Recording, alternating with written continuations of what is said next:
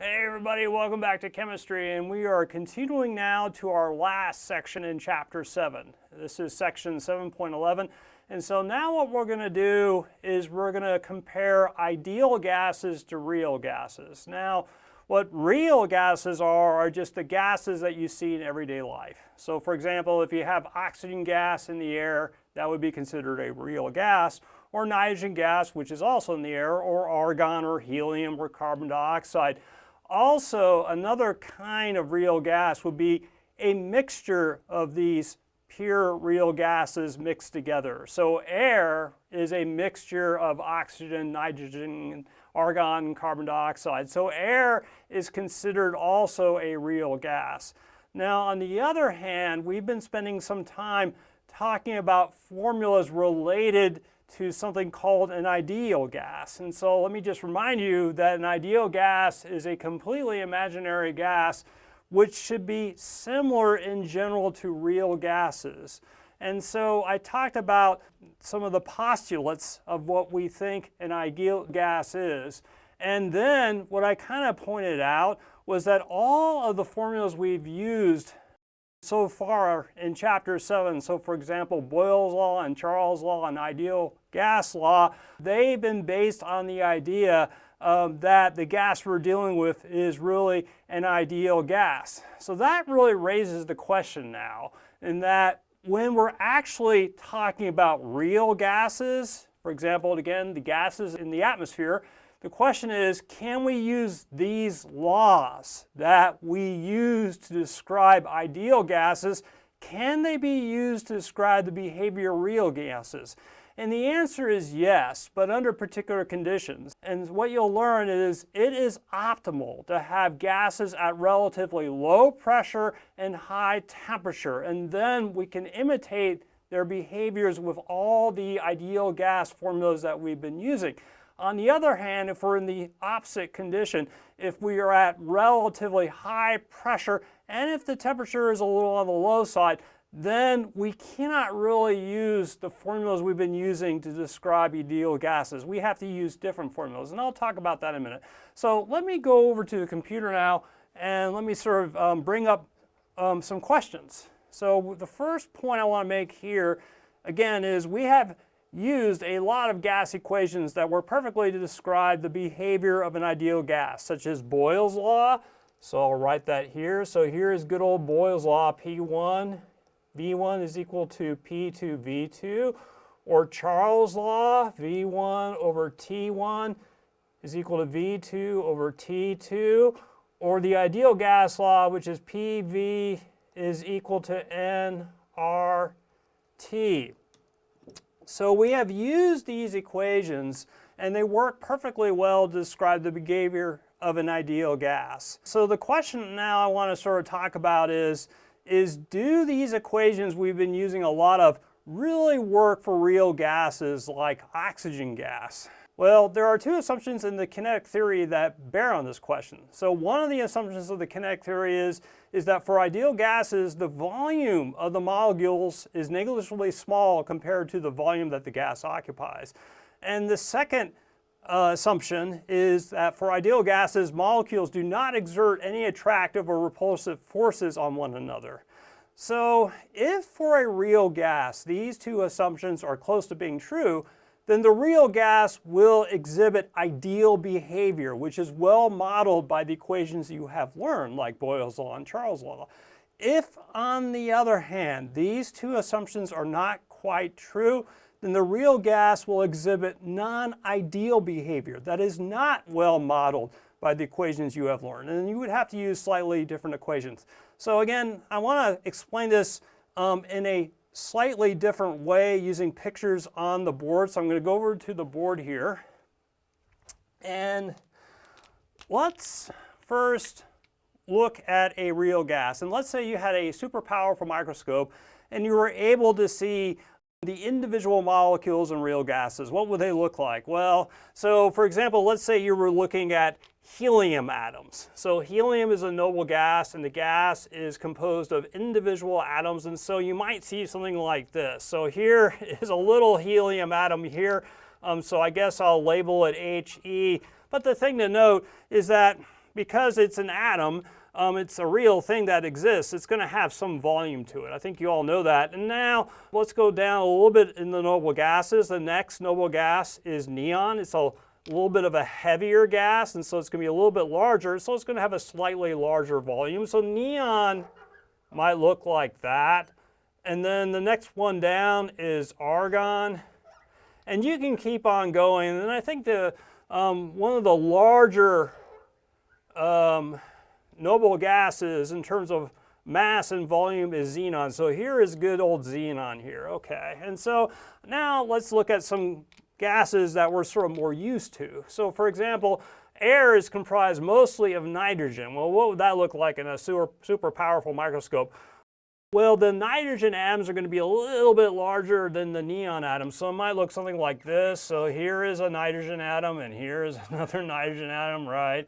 Okay, and so what would oxygen gas look like? You have two oxygen atoms stuck together like this, or maybe you have something like carbon dioxide. So here is carbon dioxide, and carbon on one in the middle, oxygen on one end, oxygen on the other end.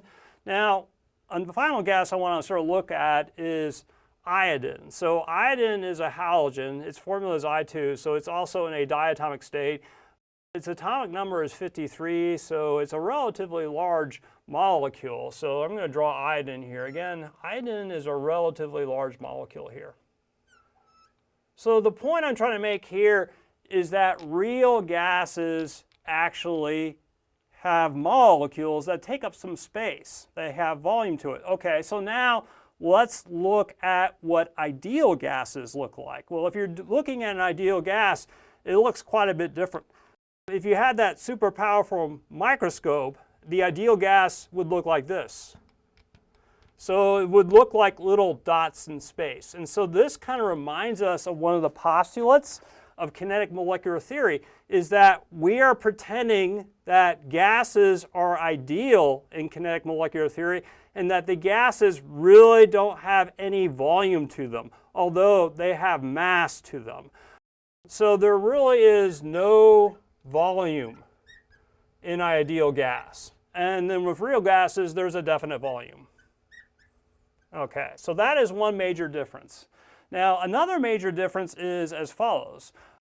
If you're looking back at real gases, what you'll find is that all real gas molecules will have an area nearby them which feels an attractive force to itself. So let me give you an example of this. So let's say you have here this relatively large iodine molecule here. It's I2. So here's iodine, two iodine atoms stuck together. And so as it turns out, if you're quite a bit distant away from this iodine molecule, you're not going to feel any kind of force that's going to pull you to the iodine molecule. And if you get a little bit closer, still nothing. But when you get fairly close to the surface of the iodine molecule, you're going to feel, or something is going to feel like another molecule, a force that tends to draw the other molecule in to this iodine molecule. So here I'm just going to draw sort of, if you will, sort of an area here around the iodine atoms where if another iodine molecule or a different kind of molecule got within that area, it would feel a force pulling it in. So if you have another iodine molecule out here like this, are those attractive forces there? Yes, the attractive forces are there. Again, something will feel an attractive force within, say, this area here that I've drawn in yellow. Now the question is, will these two iodine molecules that are far apart from each other feel an attractive force to one another? No, because look, here this iodine molecule and its area of attraction is too far away from this iodine's molecule area of attraction. However, if you have an iodine molecule close here, like here, I'm going to draw an iodine molecule close. So here's another iodine molecule close here. And so here is the area where you might feel an attractive force. Now that the areas of attractive force that occur between the two iodine molecules are sort of in the same space, those are going to pull the iodine molecules into one another. Okay, so when basically you have molecules that are pretty concentrated and they're moving relatively slowly, then you're very likely to have these molecules be attracted to one another and pull each other in. Okay, so there are attractive forces here. But I think one thing you can see, these attractive forces occur only in particular conditions. The molecules here would only notice the attractive forces when they're pretty concentrated. Now, how can we have a situation where we have a pretty high concentration of molecules? Well, if you have a lot of moles in a certain volume, that means you're going to have relatively high pressure. So you're going to need relatively high pressure for these molecules to notice the attractive forces. Now, another thing that's going to determine whether the attractive forces exist is how fast these iodine molecules or any molecules are moving. So recall that when you're imagining gas molecules, they're not just standing in place, they're moving around quite fast. And so we talked about previously that they can go, say, at room temperature around 1,100 miles per hour. So they're moving very fast. And so they're zipping along. Now, one thing you have to keep in mind is that if the molecules are traveling quite fast, then they won't really have time to interfere with each other. And so really what you have to do to get more of these attractions going between these molecules is you have to cool the gas down. The reason why you cool it down is because the molecules will move slower and slower. And so when they pass each other here, then there's a little bit more time for these attractive forces to work. So here these attractive forces work with these real gas molecules when you have high pressure and relatively low temperature. So that's a kind of important point to keep in mind.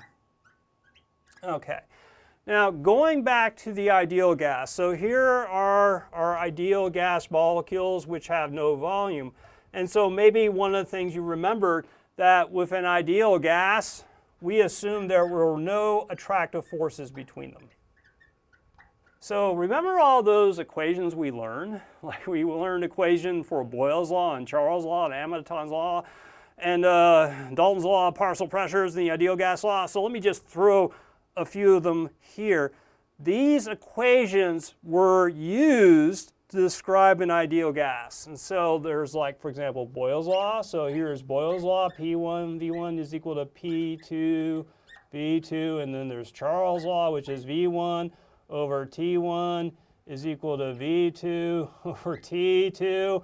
And then maybe the most important one, the ideal gas law, which is PV is equal to nRT.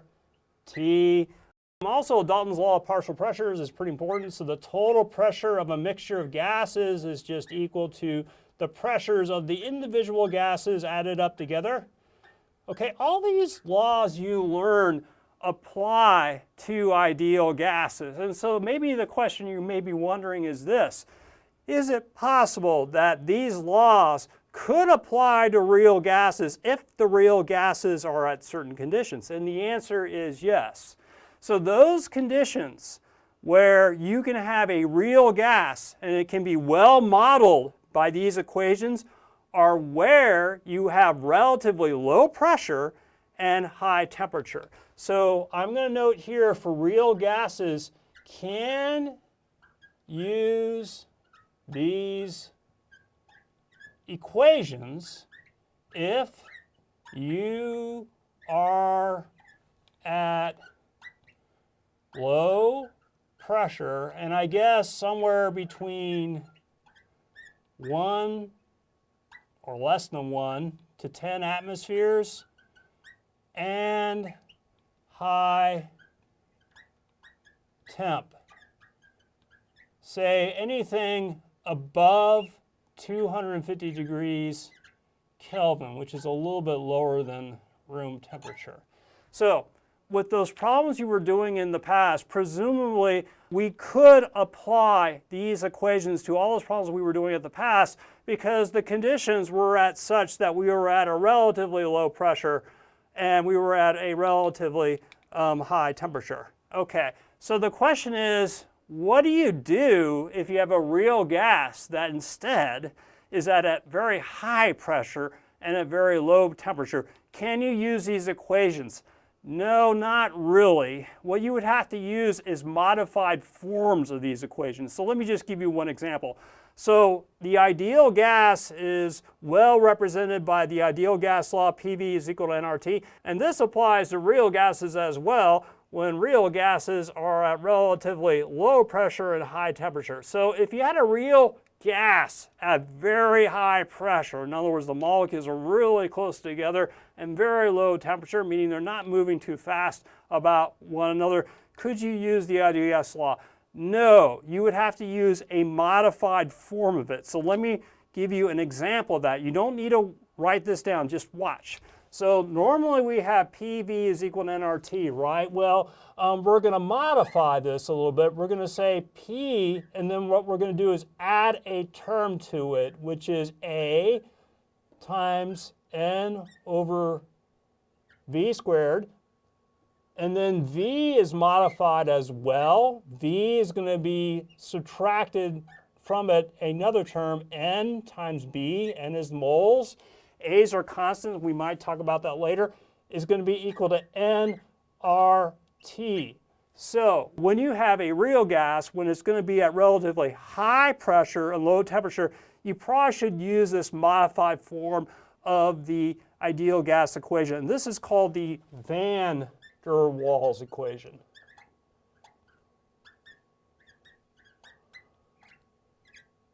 Now, do you have to memorize this equation? Are you going to use this on your homework problems? The answer is no, but I just want to point out to you that the equation you would use with a gas under these unique conditions is not the ideal gas law, but this equation there.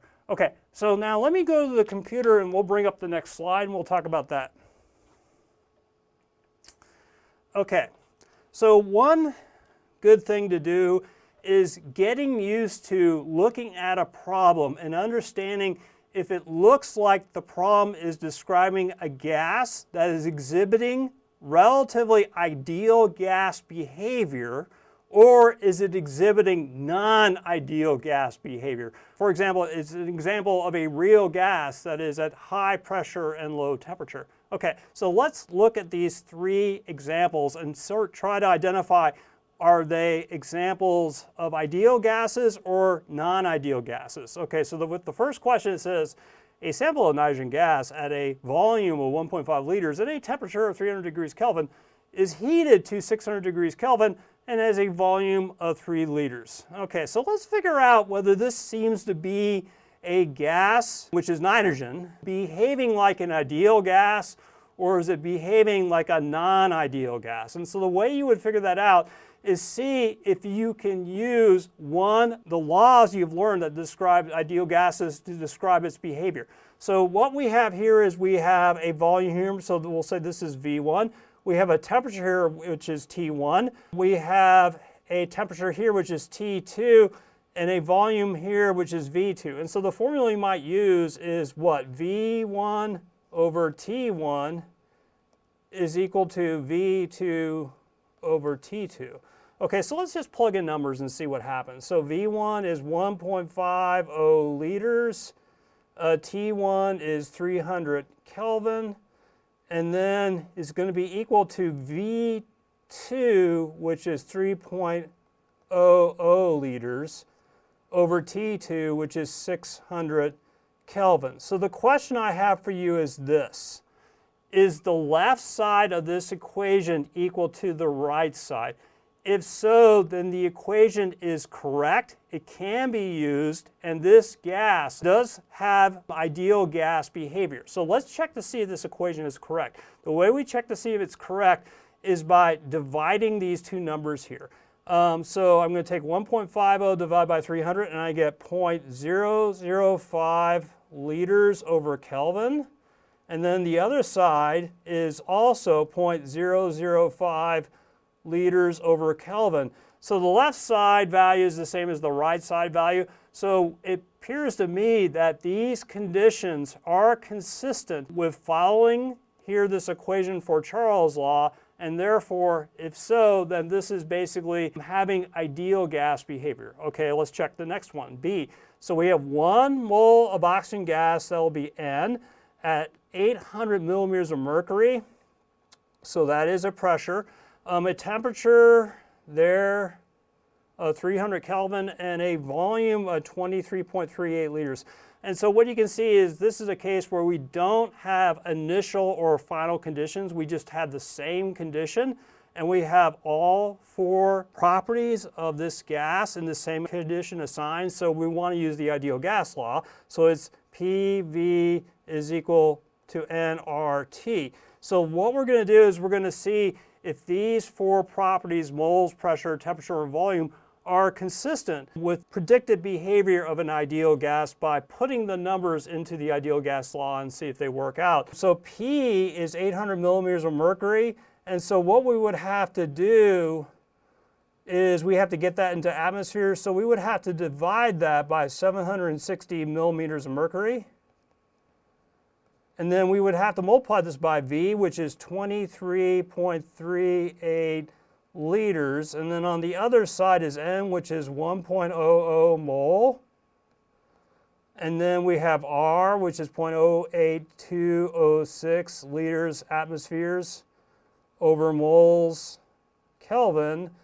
And then what we have is T, which is 300 Kelvin. And so if you multiply these 2 numbers on the left, the value I got before is 24.61, and the units would be atmospheres, liters. And then here on the right side, I got equal to 24.62 atmospheres, liters. Okay, so these 2 numbers on the left and the right side are not exactly the same, but they're extremely close. And so I think we can say it looks like this example gas in B is pretty much having ideal gas behavior. Okay, let's look at example C. A sample of neon gas is a pressure of 100 atmospheres. We'll say that's a P1, and a volume of 4 liters, a V1. When its pressure is doubled to 200 atmospheres, that's P2. Its volume is 2.212 liters, it's V2. And so here it's P1 V1 is equal to P2 V2. Okay, so P1 is 100 atmospheres. V1 is 4.00 liters. And then on the other side, P2 is 200 atmospheres. And V2 is 2.12 liters. And so the question we're trying to address is, are these calculations on either side of the equal sign going to be equal to each other? If so, then it's following Boyle's law, and it is acting like an ideal gas. If not, it is not well following Boyle's law. It is not acting like an ideal gas. It is showing non-ideal behavior. So if you, the left side would be what, 400 liter atmospheres is equal to the right side, which is 424 liter atmospheres. And so what you can see is the right side is a number that's significantly different than the left side. And so I would say that gas C is not expressing ideal gas behavior. It's expressing non-ideal behavior. And if you look at some of the conditions in this problem, you can sort of see why. Here in sample C, we're dealing with a gas at 100 atmospheres, which is pretty concentrated. Pressure is being doubled to 200 atmospheres. And so here we have a situation of a gas which is at relatively high pressure. And so if that's the case, then we would expect that it's probably going to act in a non-ideal way, and it does. Okay, so we go on now. Okay, so now I need to talk a little bit about why is it that real gases do not act ideally at high pressure. So because real molecules actually take up space, the volume of a real gas is larger than predicted for an ideal gas that perfectly obeys all the gas laws. At high pressure, this volume becomes more significant fraction of the total volume that the gas occupies. When this happens, you cannot compress the gas as much as predicted at high pressure for an ideal gas. Okay, so let me sort of explain to you what the problem is here. So let's say we are now looking at a real gas. So here's a nice picture of a real gas. And here we have the real gas at low pressure.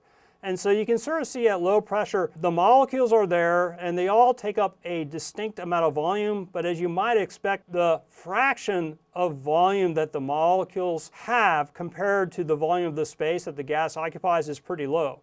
However, when you try to compress the gas and now you have these molecules at high pressure, what you can see is that although the volume that the gas molecules are taking up in space hasn't changed, the volume that the entire gas occupies is a lot less. And so you can see that the volume of the gas is now a larger fraction of the total volume of the gas. So this is going to affect your behavior of your gas, and it will not perfectly follow the ideal gas laws that we've been talking about. So here you can sort of see in this graph here. So let's say we're going to first look at the red curve, which is that for an ideal gas. Let me talk about what you're looking at here. If you want to, what we can do is just ignore molar here and just think of it as volume. Now it did say molar volume, so you may recall that molar volume is the volume that a gas occupies per mole, but what we're doing is we're keeping the moles here in this graph constant, and so if you want we can just ignore the molar part of the volume and just look at the volume here. And so here what you can see is that with an ideal gas we're starting here with a relatively large volume. It's above 0.4 liters and it's at a relatively low pressure. And here as we go from left to right on the graph, what we're doing, we are reducing the volume and that is increasing the pressure of the gas. And so one of the things you learn is that if you're dealing with an ideal gas, if you reduce the volume of the gas by a half, you should double the pressure. And so let's actually check that. So here we're at 0.2 liters and we're at 200 atmospheres. What happens if you go from 0.2 liters to 0.1 liter? We reduce the volume in half. What happened to the pressure? The pressure went up to 400 atmospheres, and so it doubled. And so what you can see is that as you continue to reduce the volume, the pressure increases more and more and more. Now, let's compare here the red ideal gas to what a real gas actually does. And so now we're going to be comparing a real gas, which is argon, which is the green curve, to the ideal gas, which is the red curve. So imagine this time what you're doing here is that you are doubling the pressure here from 200 to 400 atmospheres. Let's see what happens to the volumes of these gases. So you can see that with the ideal gas, the only way you can double the pressure from 200 to 400 is if you have the volume. That makes perfect sense, right? But imagine, let's say you have a real gas, and let's say that you want to double the pressure. Are we able to get the volume halved? And you can see that with a real gas like argon, when you do double the pressure, you cannot quite double the volume. It doesn't go down as far as an ideal gas can. And so you can imagine why. The reason is that when you try to double the pressure, you're trying to compress these molecules that take up volume, and you can only compress them so far because these molecules take up a certain amount of space. So we cannot get these molecules of real gas compressed as far as they need to go to imitate an ideal gas. Okay, so we can sort of describe that with equations. And so you may remember there is PV is equal to nRT. So what I'm going to do is I'm going to solve this equation for V, which is V is equal to nRT over P. Now, we know that this applies to an ideal gas. So it's going to be V ideal is equal to nRT over P. But here, what you can see is if we apply this equation to argon under these conditions of relatively high pressure, it probably won't work very well. So instead, what we do is modify the equation slightly for a real gas. So for a real gas, we would write V real is equal to nRT T over P plus a term, N, which is moles, times B, which is a constant. And so what the value of B is going to depend on the size of the molecule. If the molecule is relatively small, like hydrogen or helium, that constant is a relatively small number. But if the molecule is relatively large, it could be something like carbon tetrachloride or benzene, then the value of B will be relatively large. And so what you can see is that for a real gas, the volume that you can compress it to, you have to consider the fact that these molecules have some volume to this. And this, again, you would only apply this if you're under conditions of high pressure. Okay, so now what I want to do is talk about why is it do real gases not act ideally at low temperature? And so the reason is because at low temperature, when real molecules get close to one another, they will exert an attractive force on one another, like I described on the glass board. This causes the pressure of a real gas to be smaller than predicted by the ideal gas law at low temperatures. So to sort of understand this, here what we're doing is we're going to be comparing an ideal gas, which is a curve in red. You see the curve now as a straight line.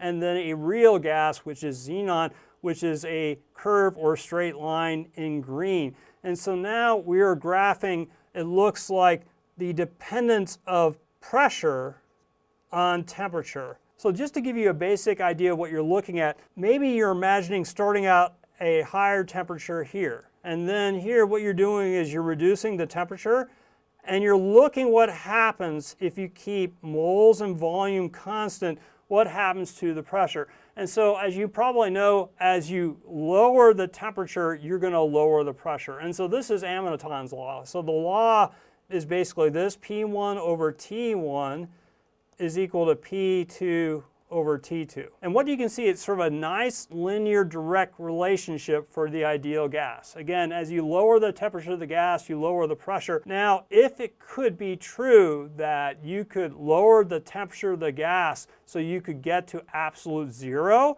then it would have absolutely no pressure. But in fact, you probably can't do that because the reason is at some point when you lower the temperature of that gas enough, it will probably liquefy and then solidify. And so we can never really be able to do that. But anyway, so the thing I want you to notice is here's the line for the ideal gas in red. And so this red line is based on this equation here. Now, here the green line, which is xenon, the real gas, you can see it's a little bit different in slope. So we cannot really use this equation to describe this line. And so what you can see is that as you're lowering the temperature of a real gas, what happens is the pressure reduces a little more than what you would expect for an ideal gas. And the reason is that as you're lowering the temperature of the gas, then the attractive forces between the molecules start becoming important. So just to remind you, we have, say, one iodine molecule, and then maybe we have another iodine molecule. And so they have these attractive forces around them like this. So this is the area where the forces are attractive.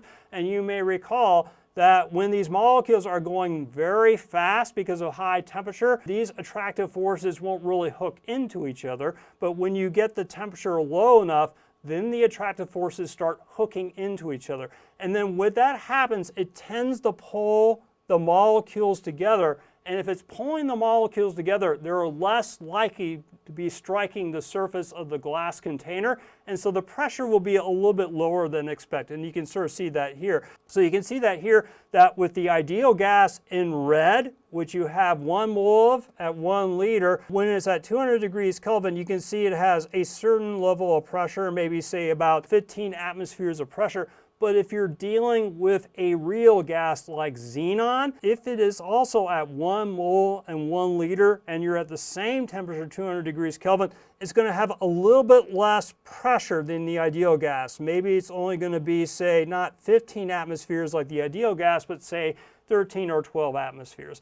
And again, the reason is you have cooled the gas down enough and the gas is concentrated enough that these attractive forces can notice one another and lower the pressure. So now what I want to do is sort of look at the ideal gas law again, which is PV is equal to NRT RT. And then what I'm going to do this time is solve it for P, which is P is equal to nRT over V. And so this law applies for an ideal gas. So if I wanted to, I could write P ideal is equal to nRT over V. So the question is, we know we can use this law here to describe the ideal gas, but can we use it to describe the real xenon gas? And the answer is no, and so we have to modify this equation a little bit for the real xenon gas. It would look like this. P real is equal to nRT over V minus a constant A, and then N over V, and that would be squared. So you would use this modified form of the real gas equation to figure out what the pressure of the gas would be for a real gas, say under conditions of very high pressure and low temperature. And so here, this constant A is going to depend on the size of the molecule and the amount of attractive forces are in the molecule. And then N over V is just a reflection of the concentration of the molecules in the sample.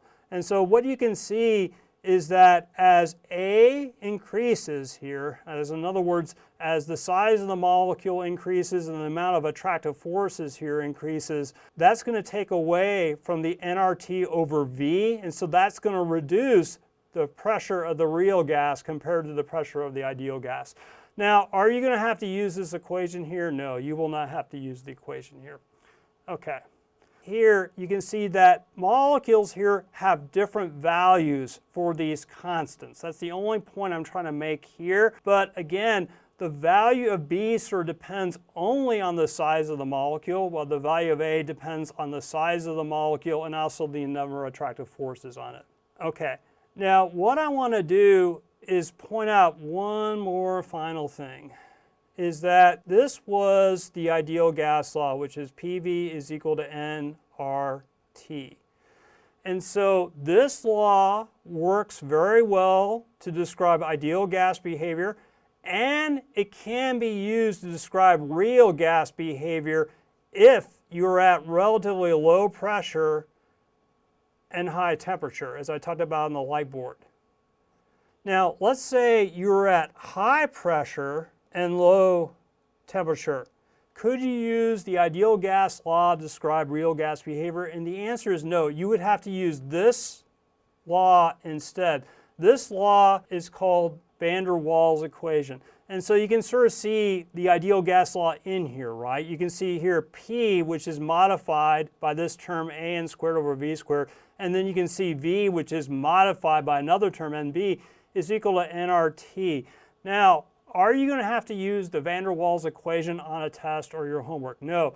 All you need to really know is that you cannot use the ideal gas law when the real gas is in certain conditions. And those conditions would be very high pressure and low temperature. Okay, so I just kind of said that here, but I will say that again. And so in conclusion, real gases will behave in ideal-like manner at low pressure and high temperature. In that case, you can use the ideal gas law. On the other hand, if you have a real gas at high pressure along with low temperature, that is going to promote non-ideal behavior, and you would have to use this equation here, which is called the van der Waals equation. Thank you for listening to that, and we'll see you next time.